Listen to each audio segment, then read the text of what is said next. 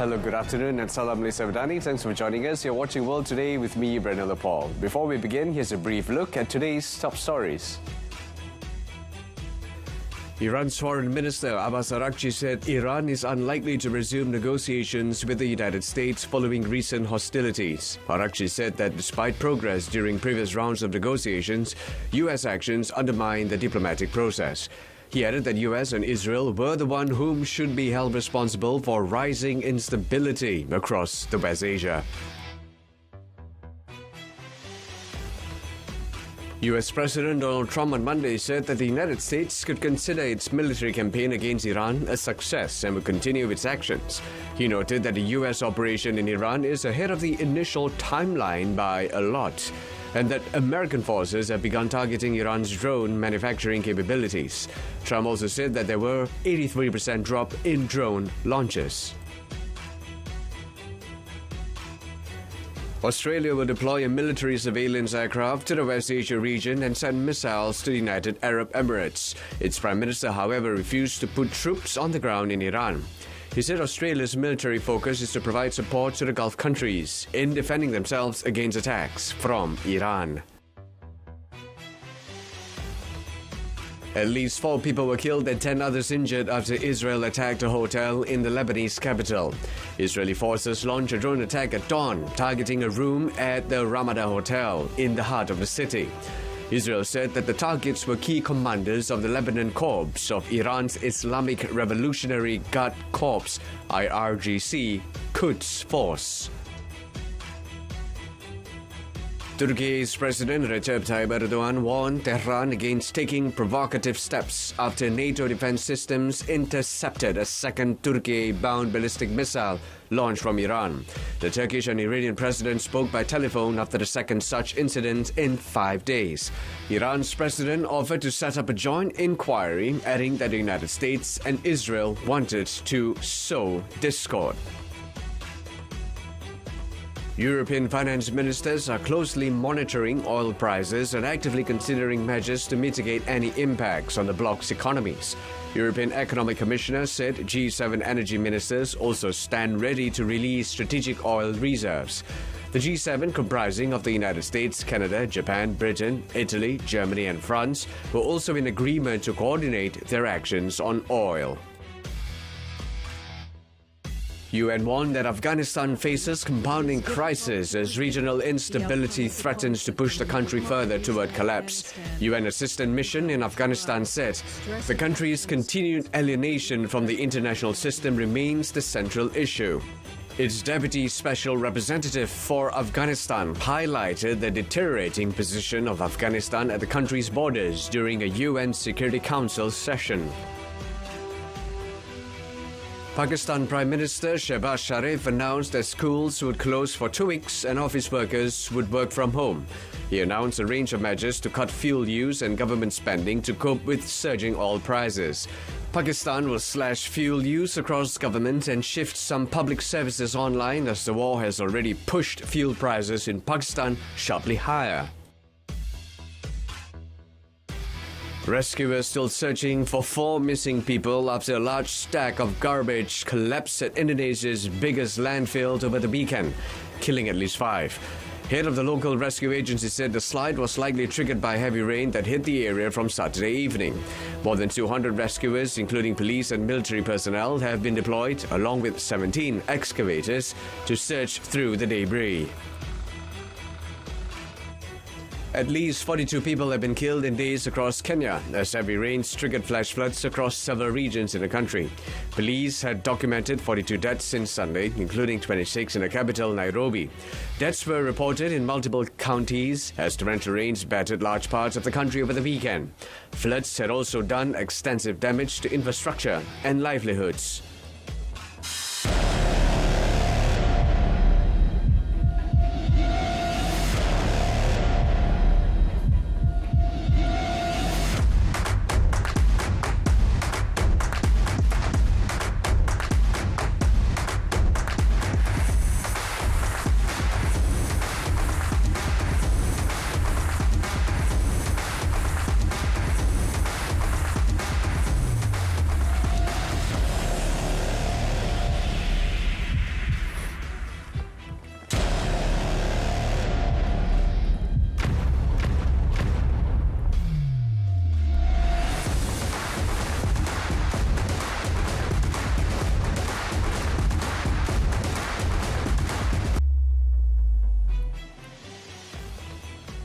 Meanwhile, Iran's Foreign Minister Abbas Araghchi said Iran is unlikely to resume negotiations with the United States following recent hostilities, citing what he described as a bitter experience with past talks. Speaking to journalists, Araghchi said that despite progress during previous rounds of negotiations, U.S. actions undermine the diplomatic process. Well, actually, this is a war imposed on us, and what we are doing is only defending ourselves. We are facing an act of aggression which is absolutely illegal, and what we are doing is the act of self-defense which is legal and legitimate. Araghchi also said that the United States and Israel were the one whom should be held responsible for rising instability across the West Asia, saying attacks against Iran had disrupted oil production and transportation in the region. U.S. President Donald Trump on Monday said that the United States could consider its military campaign against Iran a success, but added that U.S. actions would continue. Trump said that the U.S. operation in Iran is ahead of the initial timeline by a lot, and that American forces have begun targeting Iran's drone manufacturing capabilities. But it's all resulting in a 90% decline in various things, but in particular Iranian missile launchers and 83% drop in drone launchers. As you know, the drone launchers are pretty well shot, but we're at over 90% decline in the Iranian missile launchers, which is very hard to reproduce and very hard to get. Asked about the attack on an Iranian girls' school, which a Tomahawk missile produced by the U.S. was seen dropped nearby the school, Trump said the incident is under investigation. He also said the United States is very much on top of monitoring whether Iran has activated any sleeper cells inside the country. Australia will deploy a military surveillance aircraft to the West Asia region and send missiles to the United Arab Emirates, but will not put troops on the ground in Iran. Its Prime Minister Anthony Albanese said Australia's military focus is to provide support to the Gulf countries in defending themselves against attacks from Iran. Well, that our involvement is purely defensive, and it's in defence of Australians who are in the region, as well as in defence of our friends in the United Arab Emirates, who are good friends of Australia and Australians. Albanese said Australia would deploy one of its Boeing-manufactured E-7A wedge-tail airborne early warning and control system aircraft for an initial 4 weeks to protect the airspace above the Gulf countries. Advanced medium-range air-to-air missiles will be provided to the United Arab Emirates. Around 115,000 Australians were in the Middle East where the conflict began 11 days ago, and 2,600 Australians have now returned home by commercial flights as several Gulf cities came under Iranian bombardment. European finance ministers are closely monitoring oil prices and actively considering measures to mitigate any impacts on their economies. Speaking after the Eurogroup meeting of finance ministers in Brussels on Monday, European Economic Commissioner Valdis Dombrovskis said G7 energy ministers also stand ready to release strategic oil reserves. The oil reserves are being held exactly for situations like this. If we are facing crisis, if we are facing disruptions of supply, that's exactly where we can intervene. We are not seeing any structural shortage of supply going forward. So from that point of view, this intervention would be warranted. After the meeting of Eurozone finance ministers, Dombrovskis said the G7, the United States, Canada, Japan, Britain, Italy, Germany and France were also in agreement to coordinate their actions on oil. Dombrovskis noted the policy implications of the price jump would deepen on the duration, scope and intensity of the conflict in the Gulf region. Oil prices jumped about 7% on Monday to settle at their highest since 2022, after soaring by as much as 29% during the session, as Saudi Arabia and other OPEC members cut supplies. At least 4 people were killed and 10 others injured after Israel attacked a hotel in the Lebanese capital Beirut early on Sunday. Israeli forces launched a drone attack at dawn, targeting a room at the Ramada Hotel in the heart of the city. Following the strike, Israel said that the targets were key commanders of the Lebanon Corps of Iran's Islamic Revolutionary Guard Corps, IRGC, Quds Force. The drone attack was the first Israeli attack on central Beirut since hostilities between Israel and Hezbollah resumed. The Ramada Hotel is located in Beirut's Raoucha area, a popular tourist district in the landmark Pigeon Rocks along the Mediterranean coast. All the windows in the targeted hotel rooms were shattered, and several adjacent rooms and the exterior facade of the hotel building were also damaged by the airstrike. Witnesses said the area had been considered safe, and many displaced people fleeing southern Lebanon and the southern suburbs of Beirut had taken refuge here, with some staying in hotels and others sleeping in their cars along nearby roads. Turkey's President Recep Tayyip Erdogan on Monday again warned Tehran against taking provocative steps after NATO defense systems intercepted a second Turkey-bound ballistic missile launched from Iran. Earlier, NATO said it shot down a second ballistic missile fired from Iran in Turkish airspace on Monday. Bugünkü hadise bağlamında yanlışta ısrar ve inat edilmemesi gerektiğini bir kez daha hatırlatıyorum.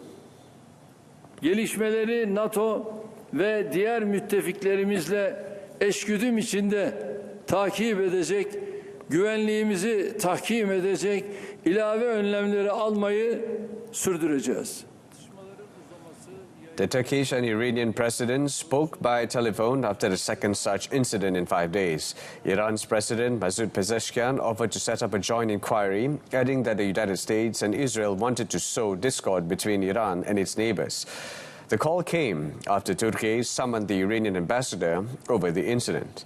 The missile was reported just after the United States urged all American citizens to leave southeastern Turkey, where U.S. troops are stationed at several bases.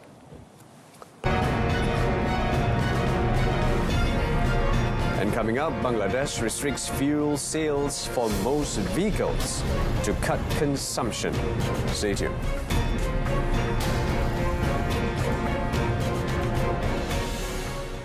UN warned on Monday that Afghanistan faces compounding crisis as regional instability threatens to push the country further toward collapse. Georges Gagnon, the UN Assistance Mission in Afghanistan, UNAMA, Deputy Special Representative for Afghanistan, said this during a UN Security Council session when highlighting the deteriorating position of Afghanistan at the country's borders. Currently, it is difficult to predict the outcome of the conflict in the Middle East, but it is already affecting Afghanistan. With the border closed between Afghanistan and Pakistan, Iran provided an alternative trade route that is now also increasingly uncertain due to the ongoing conflict. The prices of basic commodities in Afghanistan have begun to rise, stressing Afghanistan's already fragile economy.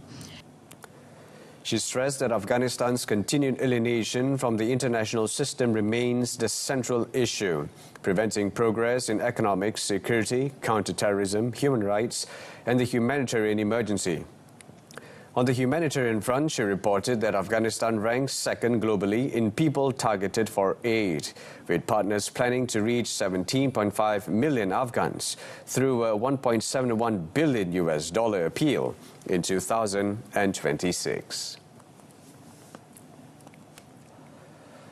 Bangladesh has tightened security at filling stations, sent students home and even scrapped light displays for independence and Ramadan celebrations as the West Asia war worsens the country's energy crunch.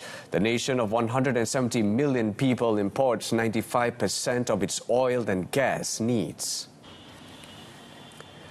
Following the escalating tensions in West Asia, Bangladesh Petroleum Corporation (BPC) has restricted fuel sales for most vehicles.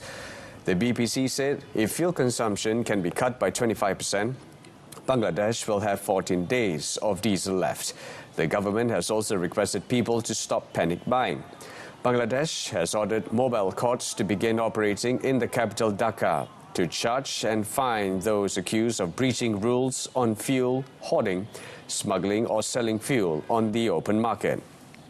Long traffic queues also backed out far from filling stations on Monday. Ministry of Energy spokesman Muhammad Arif Sadiq said the police and army had been sent letters to ensure security at filling stations and major depots. Bangladesh also shut universities and brought forward the Eid holidays as many educational institutions were already closed for Ramadan. Elsewhere, Pakistan's Prime Minister Shehbaz Sharif announced on Monday that schools would close for 2 weeks and office workers would work from home. He announced a range of measures to cut fuel use and government spending to cope with surging oil prices due to the Iran war. Pakistan will slash fuel use across government and shift some public services online as the Israeli-US war with Iran threatens energy supplies. The war has already pushed fuel prices in Pakistan sharply higher as Pakistan imports most of its energy. Schools will from next week close for 2 weeks while universities will shift to online classes to reduce commuting. Shehbaz said government departments will face a 50% cut in fuel allowances for 2 months, while 60% of official vehicles, excluding buses and ambulances, will be taken off the road. He also said that only 50% of staff will work in offices, except in essential services, while government offices will operate 4 days a week.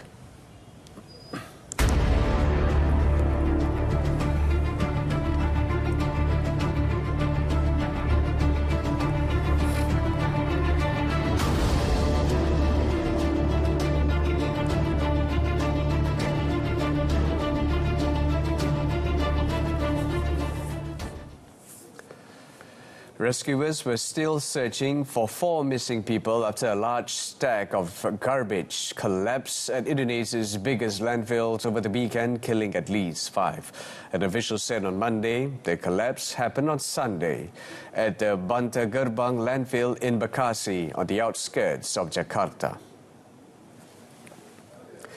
Desiana Kartika Bahari, head of the local rescue agency, said the slide was likely triggered by heavy rain that hit the area from Saturday evening. There are still 4 people missing who are likely truck drivers and scavengers in the vicinity. More than 200 rescuers, including police and military personnel, have been deployed along with 17 excavators to search through the debris. The National Disaster Management Agency urged strict safety protocols during the ongoing search, noting that weather forecasts for the next few days indicate potential rain across Jakarta and its nearby satellite cities. It warned that the unstable collapsed material could trigger additional ground movement, putting rescue teams at further risks. Bantar Gerbang spans around 110 hectares and receives 6,500 to 7,000 tons of waste every day.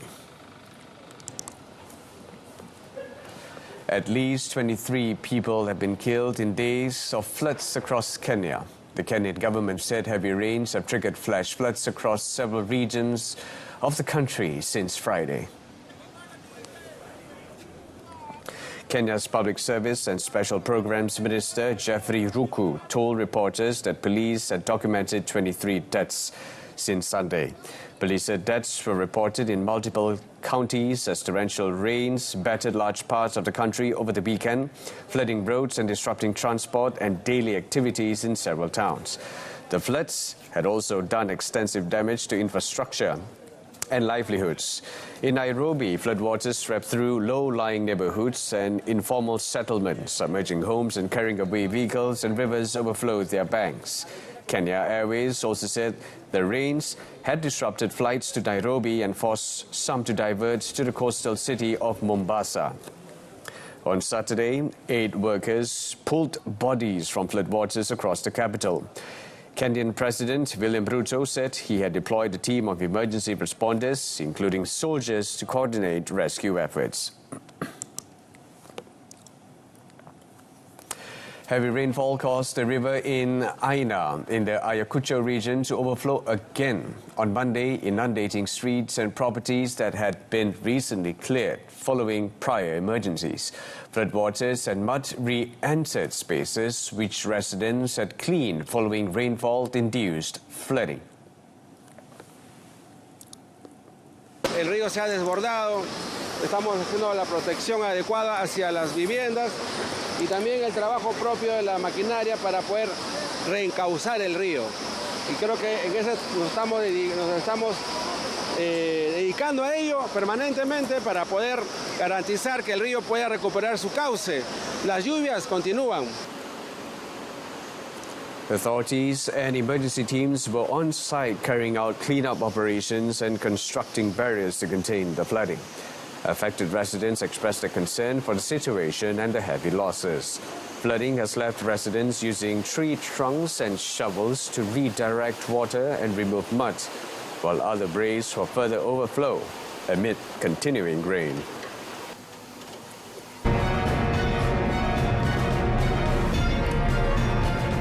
And in sports, Bahrain and Saudi Arabian Grand Prix are unlikely to be replaced if they are cancelled. Stay with us.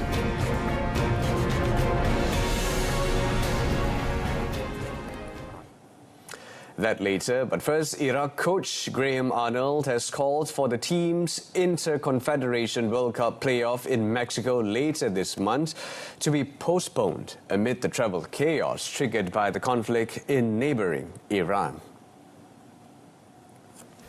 The Iraqis are concerned they may not be able to get their players and staff over to Mexico for their shuttle clash with either Bolivia or Suriname in Monterrey on 31st March because of the travel lockdown in West Asia. Arnold said putting together a team solely with players based outside Iraq would hinder the country's chances of qualifying for the World Cup for the first time since 1986.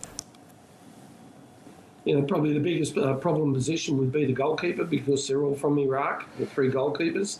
But the probably 60% of the squad is from Iraq itself and playing the local league there, and so in anything, you know what it's like to qualify for a World Cup or to be successful. You need your best team available and all your players ready to go. And again, that's my biggest concern with the preparation. Bolivia and Suriname are scheduled to meet in their Interconfederation playoff semi-final in Monterrey on 26 March to decide which team meets Iraq in the final 5 days later. The Bahrain and Saudi Arabian Grand Prix are unlikely to be replaced on what would become a 22-race Formula One calendar if, as now looks probable, they are cancelled due to conflict in West Asia. Multiple senior sources in the F1 paddock have told that reducing the World Championship from a scheduled 24 rounds was the most probable outcome. What I've been told from those in the paddock in the know are that the likelihood is that the calendar will go from 24 races down to 22, and they won't be rescheduled anywhere else for logistical reasons, which will mean that effectively April is a month without racing in Formula One. Bahrain's floodlit race at the Sakir circuit to the south of Manama is scheduled for 12 April, with the Saudi race in Jeddah due on the following weekend. Baldwin said rescheduling the Formula One races for the same venues later in the year would be extremely difficult since temperatures are much higher in the region through the European summer and autumn. There's also an absence of obvious slots, with Formula One keen to maintain its August break and relieve the burden on teams. German Max Kanter sprinted to victory in the Paris-Nice second stage at Montargis on Monday as American Luke Lamberti kept the leader's yellow jersey. Astana's Kanter powered clear of New Zealander Laurens Pitty and Belgian Jasper Stuyven in a nervy finale as the peloton caught Dutch rider Dan Huller late after he had led for the final 20 kilometers. Kanter, 28, claimed just the third victory of his career and the most significant. Traditionally, the first two stages of the Race to the Sun, intended as a condensed version of the Tour de France, are destined for mass sprint finishes. But this year, the elite sprinters have opted to compete instead in the rival Tirreno Adriatico stage race through Italy. This has created unexpected opportunities for those who work behind the scenes and have been suddenly thrust into the spotlight. The favourites, led by double Tour de France winner Jonas Vingegaard, should show themselves in Tuesday's third stage 23.5 kilometre team time trial between Con-Kosoloa and Pouilly-Soloa in central France. Spaniard Juan Ayuso considered Vingegaard's main rival for overall victory on Sunday in Nice, grabbed 4 bonus seconds in the intermediate sprint on Monday. Russia claimed their first gold medal on Monday following a disputed return to the Paralympics when skier Varvara Voronchikina won the women's Super G standing race. Russia and neighbour Belarus, both banned from Paralympic competitions after Moscow's 2022 invasion of Ukraine, were readmitted by the International Paralympic Committee in September following a vote by the body's General Assembly. The decision has caused outrage in Ukraine, and a number of countries boycotted the athletes' parade at the opening ceremony in Verona on Friday in protest. During the opening ceremony, representatives of the Russian team were also booed by some spectators as they paraded behind the country's flag. Russia was also banned from the 2018 Games due to a doping scandal, although some athletes were permitted to compete under neutral colours. Voronchikina, 23, had also taken bronze in a women's downhill standing event on Saturday, while her compatriot Alexei Bugayev finished third in the men's race. Victor Wembanyama scored 29 points and 4 San Antonio players finished with at least 20 as the Spurs beat the Houston Rockets 145-120 on Monday, extending their winning streaks to 4 games.